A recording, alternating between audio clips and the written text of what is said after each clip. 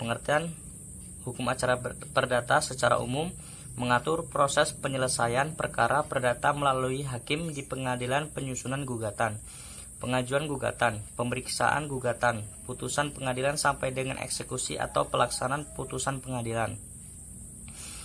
Menurut para ahli, Sudikno Mertokusumo mendefinisikan hukum acara perdata sebagai peraturan yang mengatur bagaimana caranya menjamin ditaatinya hukum perdata materi dengan perantara hakim.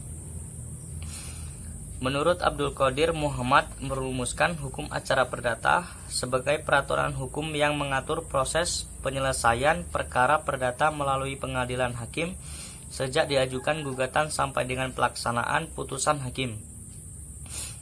Garis-garis besar tahapan-tahapan peradilan perdata: 1. Pengajuan gugatan, 2. Pemeriksaan gugatan, 3. Pembuktian, 4. Putusan, 5. Upaya-upaya hukum terhadap putusan, dan 6. Eksekusi.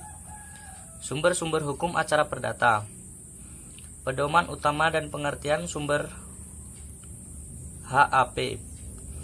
Hukum acara perdata Indonesia sampai kini masih tetap berpedoman sebagai pedoman utama pada hukum acara perdata kolonial. Sumber hukum acara perdata adalah tempat di mana dapat ditemukannya ketentuan-ketentuan hukum acara perdata.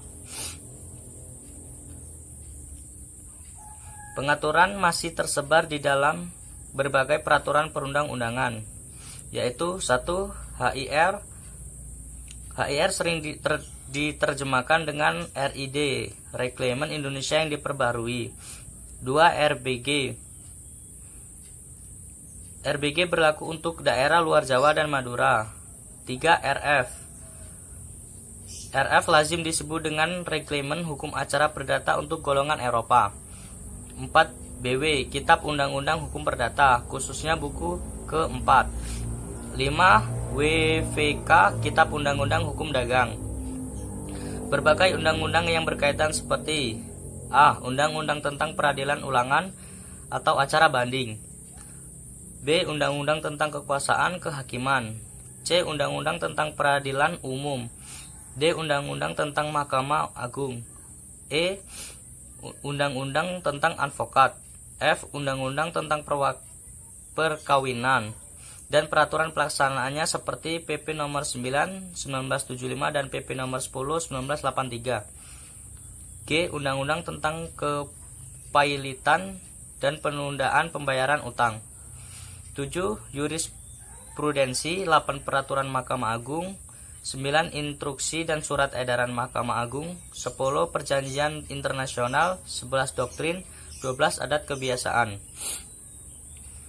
Asas-asas hukum acara perdata. 1. Hakim bersifat menunggu.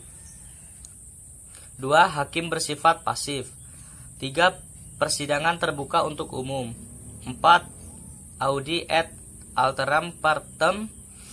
Asas ini tercermin dalam pasal 4 ayat 1 Undang-Undang Nomor 48 2009, pasal 145 dan 157 RBG, pasal 121 dan 132 HIR.